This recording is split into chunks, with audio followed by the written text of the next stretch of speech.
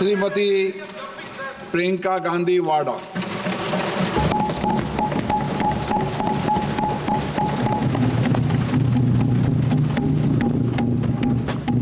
नमस्कार।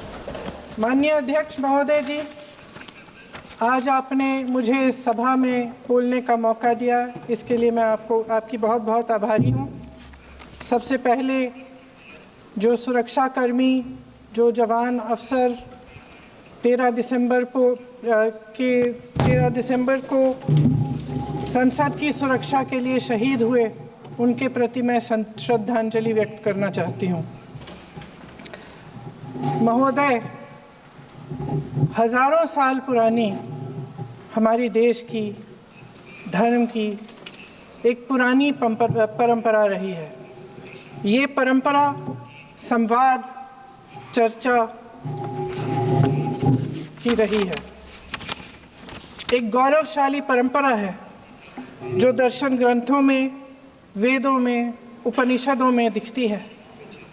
वाद विवाद और संवाद की हमारी पुरानी संस्कृति है। अलग अलग धर्मों में भी, इस्लाम में, सूफियों में, बौद्ध धर्म में, जैन धर्म में, सिख धर्म में भी ये वाद संवाद, ये चर्चा बहस, इसकी संस्कृति रही है। इसी परंपरा से उभरा हमारा स्वतंत्रता संग्राम। हमारा स्वतंत्रता संग्राम विश्व में एक अनोखा संग्राम था, एक अनोखी लड़ाई थी जो अहिंसा और सत्य पर आधारित थी। ये वाद संवाद की जो परंपरा है, इसको इस संग्राम ने आगे कैसे बढ़ाया? क्योंकि ये जो संग्राम था, ये जो लड़ाई थी हमारी आज़ादी के लिए, एक बेहद लोकतांत्रिक लड़ाई थी। इसमें देश के किसान, देश के जवान, देश के मजदूर, देश के अधिवक्ता, देश के बुद्धिजीवी, चाहे किसी भी जाति के हो, चाहे किसी भी धर्म के हों, किसी भी भाषा को बोलते हों, सब इस स्वतंत्रता संग्राम में शामिल हुए। सब ने हमारे देश की आज़ादी की लड़ाई लड़ी।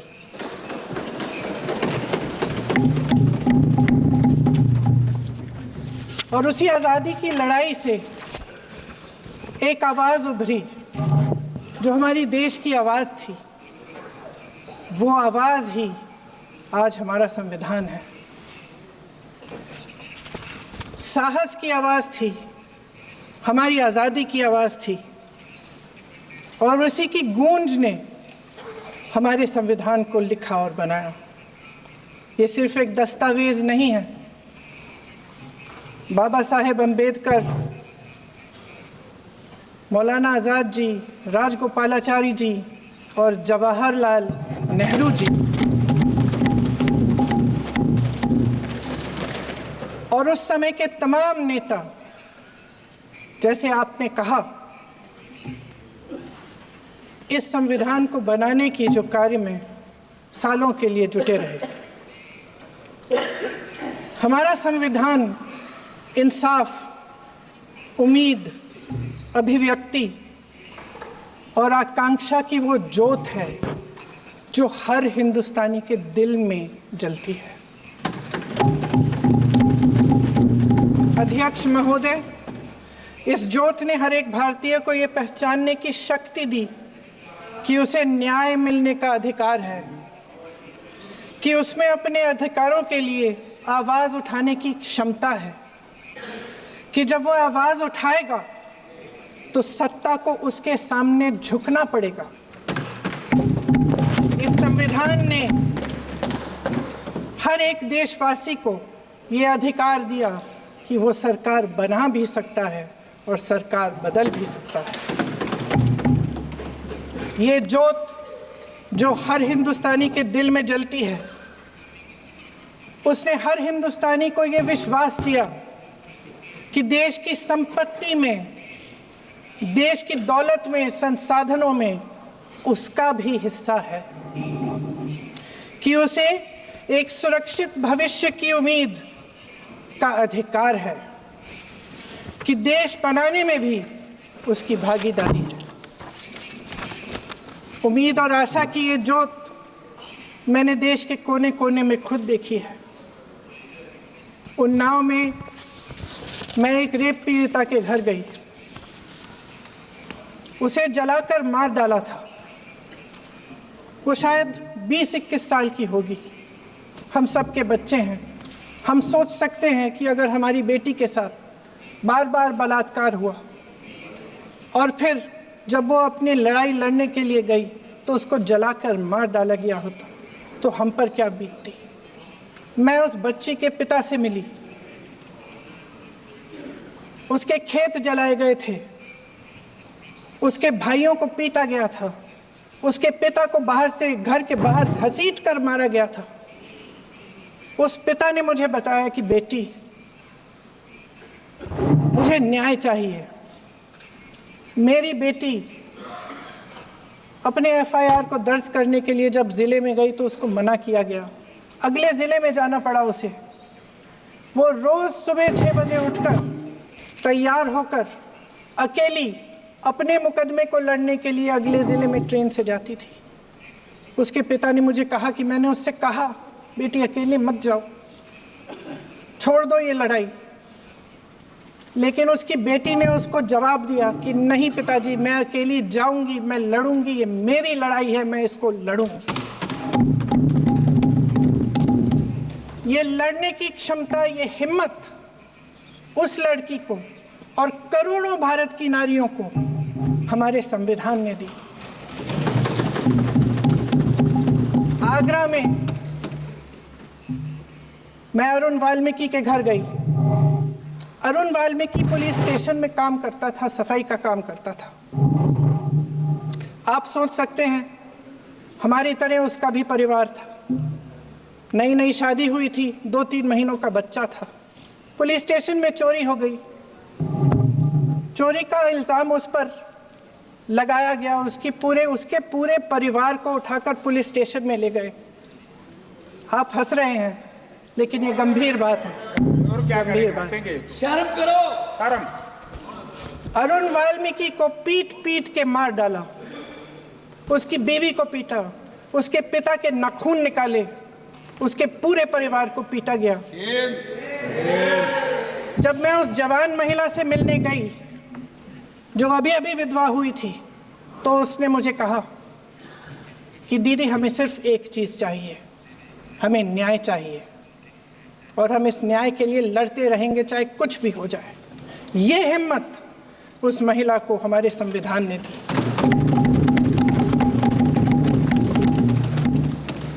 संभल के कुछ लोग आए थे हमसे मिलने, जो मृतकों के परिवार के सदस्य थे। उसमें 2 बच्चे थे, अदनान और उजैर।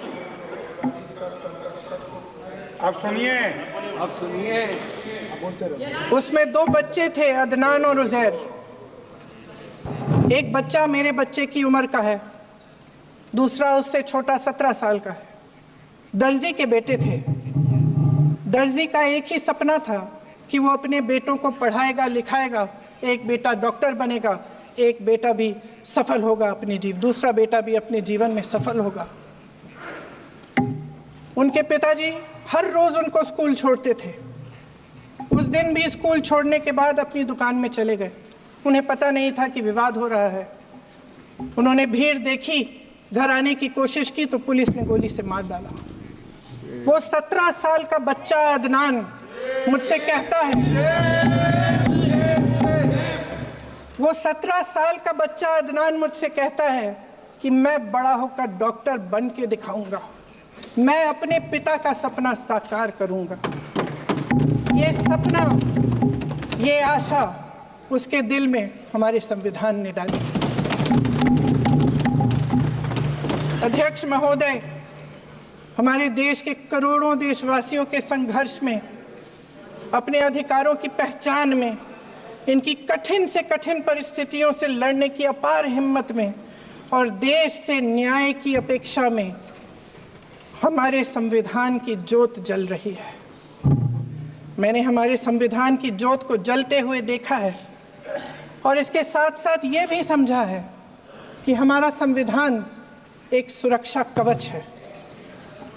एक ऐसा सुरक्षा कवच है जो देशवासियों को सुरक्षित रखता है, न्याय का कवच है, एकता का कवच है और अभिव्यक्ति की आज़ादी का कवच है। दुख की बात यह है कि मेरे सत्ता पक्ष के साथी जो बहुत बड़ी बड़ी बातें करते हैं, इन्होंने इन 10 सालों में ये सुरक्षा कवच, सत्ता पक्ष के मेरे साथियों ने ये सुरक्षा कवच तोड़ने का पूरा प्रयास किया है। संविधान में सामाजिक, आर्थिक और राजनीतिक न्याय का वादा है। ये वादा एक सुरक्षा कवच है जिसको तोड़ने का काम शुरू हो चुका है। लैटरल एंट्री और निजीकरण के जरिए ये सरकार आरक्षण को कमजोर करने का काम कर रही है। अगर लोकसभा में ये नतीजे नहीं आए होते तो ये संविधान बदलने का काम भी शुरू कर लेते।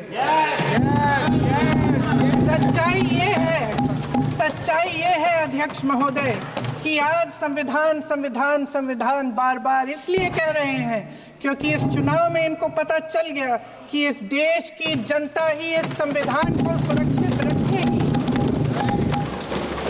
कि इस चुनाव में हारते हारते जीतने से इन्हें एहसास हुआ कि ये संविधान बदलने की बात इस देश में नहीं चलेगी। आज जनता की मांग है कि जाति जनगणना हो। सत्ता पक्ष के मेरे साथी ने इसका जिक्र किया। ये जिक्र भी आज इसलिए हो रहा है क्योंकि चुनाव में ये नतीजे आए।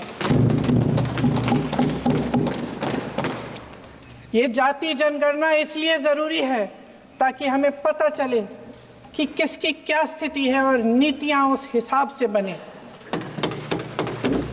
इनकी गंभीरता का प्रमाण ये है कि जब चुनाव में पूरे विपक्ष ने जोरदार आवाज उठाई कि ये जाति जनगणना होनी चाहिए, तो इनका जवाब देखिए।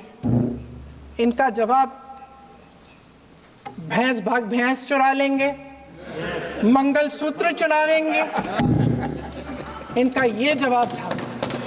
ये गंभीरता है इनकी जाति जनगणना पर। महोदय, हमारे संविधान ने आर्थिक न्याय की नींव डाली, किसानों, गरीबों और को जमीन बांटी, भूमि सुधार किया, जिसका नाम लेने से कभी कभी आप झिझकते हैं और कभी कभी उनका नाम धड़ाधड़ इस्तेमाल किया जाता है अपने आप को बचाने के लिए। उन्होंने HAL, BHEL, SAIL, GAIL, ONGC, NTPC, railways, IIT, IIM, oil refineries, तमाम PSU बनाए। अध्यक्ष महोदय, उनका नाम पुस्तकों से मिटाया जा सकता है, उनका नाम भाषणों से मिटाया जा सकता है, लेकिन जो उनकी भूमिका रही इस देश की आज़ादी के लिए और इस देश के निर्माण के लिए, वो इस देश में से कभी मिटाया नहीं जा सकता। 75 सालों में जनता का भरोसा रहा कि नीतियां बनेंगी तो जनता की भलाई के लिए बनेंगी। जल जंगल जमीन का अधिकार मिला आदिवासी भाई बहनों को। इंदिरा जी ने बैंकों का राष्ट्रीयकरण करवाया, खदानों का राष्ट्रीयकरण कराया। कांग्रेस और यूपीए की सरकारों में शिक्षा का, भोजन का अधिकार मिला। 75 सालों में जनता का भरोसा मिला। पहले संसद चलती थी तो जनता की उम्मीद होती थी कि सरकार महंगाई और बेरोजगारी पर चर्चा करेगी, कोई उपाय निकालेगी, कोई रास्ता निकालेगी। लोग मानते थे कि अगर कोई नई आर्थिक नीति बनेगी तो देश की अर्थव्यवस्था को मजबूत बनाने के लिए बनेगी, तो भारतीय बाजार को मजबूत बनाने के लिए बनेगी, उनके भविष्य को मजबूत बनाने के लिए बनेगी। किसान और आदिवासी भाई बहन भरोसा करते थे कि यदि जमीन के कानून में संशोधन होगा तो उन्हीं की भलाई के लिए होगा। आप नारी शक्ति की बात करते हैं।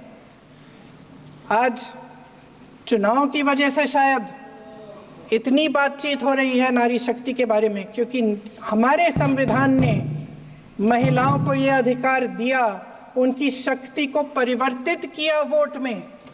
और आज आपको पहचानना पड़ रहा है कि महिलाओं के बिना, कि नारी शक्ति के बिना ये सरकारें नहीं बन सकती हैं। इसीलिए आज आप नारी शक्ति की बातें दोहरा रहे हैं। जो आप नारी शक्ति का अधिनियम लाए हैं उसको लागू क्यों नहीं करते? वो 10 साल बाद लागू क्यों होगा? क्या आज की नारी 10 साल इंतजार करेगी उसके लागू करने के लिए? क्या बात है, क्या बात है।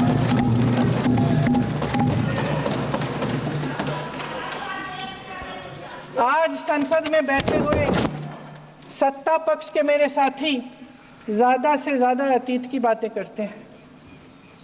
1921 में क्या हुआ, कब हुआ, नेहरू जी ने क्या किया। अरे वर्तमान की बात करिए, देश को बताइए आप क्या कर रहे हैं, आपकी जिम्मेदारी क्या है? कि सारी जिम्मेदारी जवाहरलाल नेहरू की है। अध्यक्ष महोदय जी, ये सरकार आर्थिक न्याय का सुरक्षा कवच तोड़ रही है। आज संसद में बैठी ये सरकार बेरोजगारी और महंगाई से जूझ रही हमारी जनता को क्या राहत दे रही है? कृषि के कानून भी बड़े बड़े उद्योगपतियों के लिए बन रहे हैं। सही एमएसपी को छोड़िए, डीएपी तक नहीं मिल रहा है।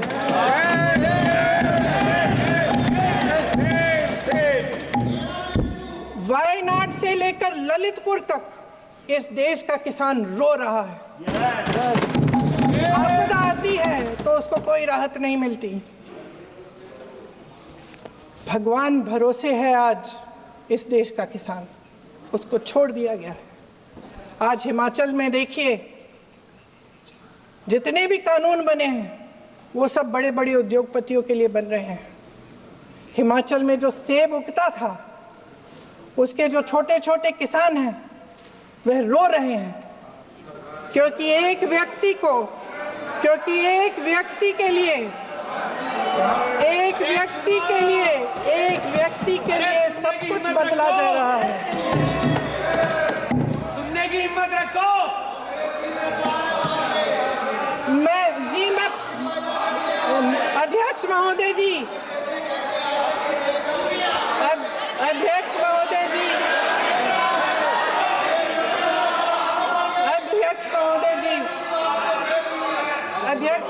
जी, अडानी जी को सारे कोल्ड स्टोरेज प्रदेश की सरकार ने नहीं दिए। अडानी जी को सारे कोल्ड स्टोरेज आपकी सरकार ने दिए। देश देख रहा है कि एक व्यक्ति को बचाने के लिए 142 करोड़ देश की जनता को नकारा जा रहा है। सारे बिजनेस, सारे संसाधन, सारी दौलत, सारे मौके एक ही व्यक्ति को सौंपे जा रहे हैं। सारे बंदरगाह, एयरपोर्ट्स, सड़कें, रेलवे का काम, कारखाने, खदाने, सरकारी कंपनियां सिर्फ एक व्यक्ति को दी जाए।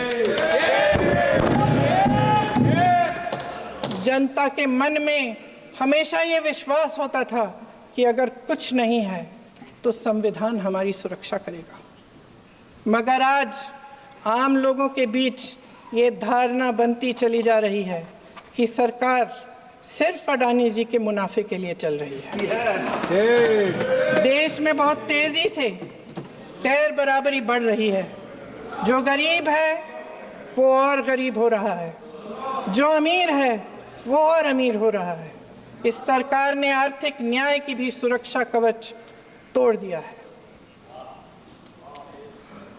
राजनीतिक न्याय की जब बात होती है, मेरे सत्ता पक्ष के साथी आज खड़े हुए और तमाम गिनती करने लग गए कि ऐसा हुआ वैसा हुआ, 1975 में जो हुआ, तो सीख लीजिए ना आप भी।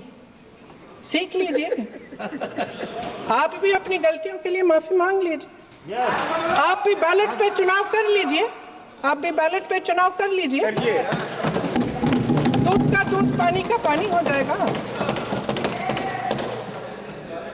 आप राजनीतिक न्याय की बात करते हैं, सरकारों को पैसों के बल पर गिरा देते हैं।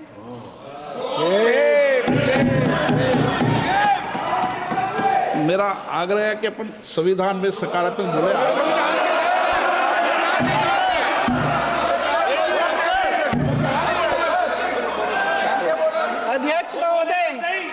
अध्यक्ष महोदय, सत्ता पक्ष के हमारे साथी ने एक उदाहरण दिया उत्तर प्रदेश की सरकार का, तो मैं भी एक उदाहरण दे देती हूँ महाराष्ट्र की सरकार का, मैं भी एक उदाहरण दे देती हूँ हिमाचल की सरकार को तोड़ने की कोशिश किसने की, पैसों के बल पे की, गोवा की सरकार, तमाम उदाहरण है। राजस्थान की क्या ये सरकारें जनता ने नहीं चुनी थी? क्या संविधान इन पर लागू नहीं था?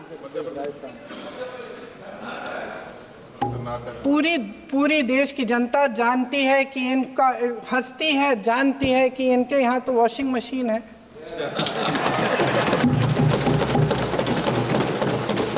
जो यहाँ से वहाँ जाता है वो धुल जाता है, इस तरफ दाग, उस तरफ स्वच्छता। और मेरे कई ऐसे साथी हैं जो इस तरफ होते थे उस तरफ चले गए, मुझे दिख भी रहे हैं, वॉशिंग मशीन में शायद धुल गए हैं। अध्यक्ष महोदय, जहां भाईचारा और अपनापन होता था, जहां हमारे संविधान ने एकता का सुरक्षा कवच दिया था, वहां शक और घृणा के बीज बोए जा रहे हैं। एकता का सुरक्षा कवच तोड़ा जा रहा है। प्रधानमंत्री जी यहाँ सदन में संविधान की किताब को यूं माथे से लगाते हैं, लेकिन संभल में, हाथरस में, मणिपुर में जब न्याय की गुहार आती है, उठती है, तो उनके माथे पे शिकन तक नहीं आता।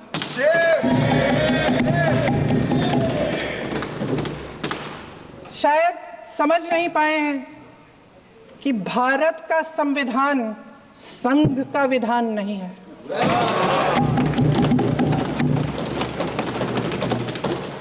भारत के संविधान ने हमें एकता दी, हमें आपसी प्रेम दिया। उस मोहब्बत की दुकान जिस पर आपको हंसी आती है, उसके साथ करोड़ों देशवासी चले। करोड़ों देशवासियों के दिल में एक दूसरे के लिए प्रेम है, घृणा नहीं है।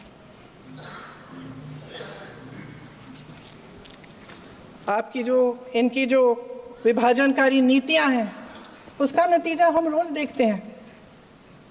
राजनीतिक फायदे के लिए संविधान को छोड़िए, देश की एकता को भी ये रख नहीं सकते, इसकी सुरक्षा नहीं कर सकते। हमने संभल में देखा, मणिपुर में देखा। दरअसल इनका कहना है कि अलग अलग इस देश के अलग अलग हिस्से हैं, लेकिन हमारा संविधान कहता है कि ये देश एक है और ये देश एक रहेगा। जहां खुला विवाद होता था, अभिव्यक्ति का सुरक्षा कवच होता था, इन्होंने भय का माहौल पैदा किया है। सत्ता पक्ष के मेरे साथी अक्सर 75 सालों की बात करते हैं, लेकिन इन 75 सालों में ये उम्मीद, आशा, ये अभिव्यक्ति की ज्योति कभी थमी नहीं, कभी बुझी नहीं। इस देश की जनता ने खुलकर आलोचना की, निडर होकर धरने किए, प्रदर्शन किए। जब जब जनता नाराज हुई, तब तब सत्ता को ललकारा, उसे चेतावनी दी, बड़े से बड़े नेताओं को कटघरे में खड़ा किया, उनसे जवाब मांगा, न्याय मांगा, इस देश के छोटे छोटे से नुक्कड़ की दुकानों में, चाय की दुकानों में, इस देश के घरों में, गलियों में, मोहल्लों में, अखबारों में, प्रकाशन घरों में, न्यायपालिकाओं में चर्चा कभी बंद नहीं हुई। लेकिन आज ये माहौल नहीं है। आज जनता को सच बोलने से डराया जाता है, धमकाया जाता है। पत्रकार हो या विपक्ष का नेता हो या किसी यूनिवर्सिटी का प्रोफेसर हो, छात्र संघ हो या कर्मचारियों का संगठन हो, सबका मुंह बंद कराया जाता है। किसी पे ईडी, किसी पे सीबीआई, किसी पे इनकम टैक्स, फर्जी मुकदमे लगवाए जाते हैं, जेल में डाल दिया जाता है, विपक्षी नेताओं को जेल में डाल दिया जाता है, उनको सताया जाता है। किसी को नहीं छोड़ा इस सरकार ने। देशद्रोही कह कह के उत्तर प्रदेश में मुझे याद है कुछ अध्यापिकाएं प्रदर्शन कर रही थी, उन पर मुकदमा डाल दिया देशद्रोही का, उन्हें देशद्रोही कह दिया। इन्होंने देश का पूरा माहौल भय से भर दिया है। इनकी मीडिया की मशीन झूठ फैलाती है, तरह तरह के आरोप लगाती है और शायद वह भी भय में ही है। महोदय, मैं इस सदन को याद दिलाना चाहती हूँ कि ऐसा डर का माहौल देश में अंग्रेजों के राज में था। जब इस तरफ बैठे हुए गांधी की विचारधारा वाले लोग आज़ादी की लड़ाई लड़ रहे थे और उस तरफ वाली विचारधारा वाले लोग भय में रहकर अंग्रेजों के साथ साठगांठ कर रहे थे। लेकिन अध्यक्ष महोदय, भय का भी अपना स्वभाव होता है। भय फैलाने वाले हमेशा भय का खुद शिकार बन जाते हैं। ये प्रकृति का नियम है। आज इनकी भी यही हालत हो गई है। भय फैलाने के इतने आदी हो गए हैं कि खुद भय में रहने वाले हैं, चर्चा से डरते हैं, आलोचना से घबराते हैं। कई दिनों से हम मांग रहे हैं कि चर्चा करिए, लेकिन चर्चा करने की हिम्मत ही नहीं है।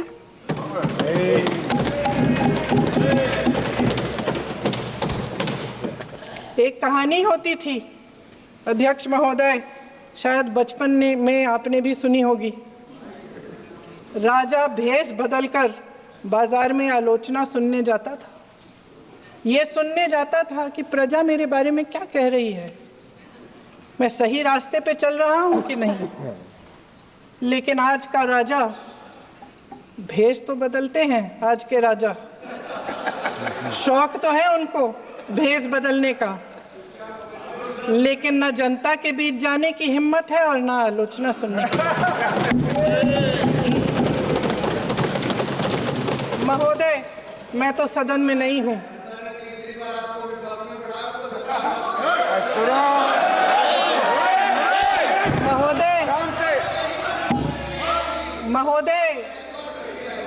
महोदय, जनता में बहुत विवेक है, ये सही है।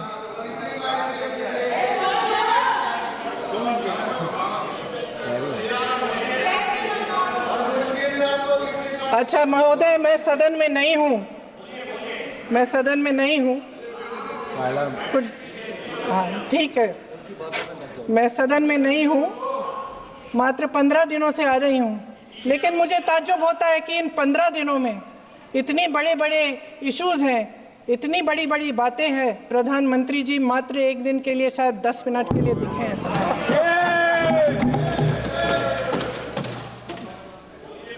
बात यह है अध्यक्ष महोदय जी कि ये देश भय से नहीं, साहस और संघर्ष से बना है। इसको बनाने वाले देश के किसान, जवान, देश के करोड़ों मजदूर और गरीब जनता है। संविधान इनको साहस देता है। मेहनती मिडिल क्लास है और इस देश के जो करोड़ों देशवासी हैं, जो रोजाना भयंकर परिस्थितियों का सामना करते हैं, उनको साहस देता है।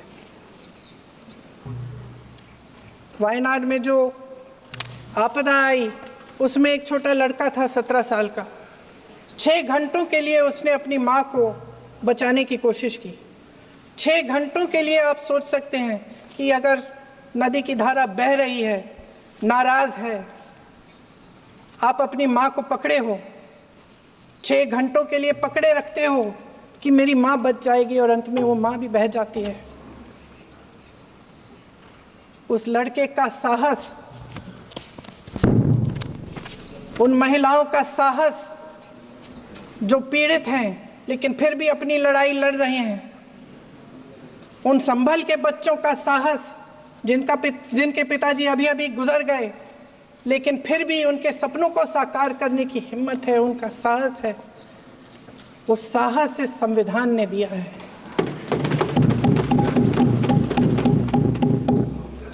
वो आत्मविश्वास इस संविधान ने दिया है। ये देश भय से नहीं चल सकता, ये देश साहस से ही चलेगा। भय की भी सीमा होती है, और जब वो सीमा पार हो जाती है, जब किसी को इतना दबाया जाता है कि उसको लगने लगता है कि अब मेरे पास खोने के लिए कुछ नहीं है, तब उसमें एक ऐसी शक्ति पैदा होती है जिसके सामने कोई कायर खड़ा नहीं हो सकता।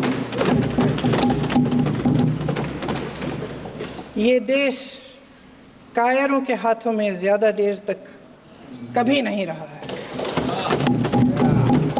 ये देश उठेगा, ये देश लड़ेगा, सत्य मांगेगा, सत्यमेव जयते। जय हिंद।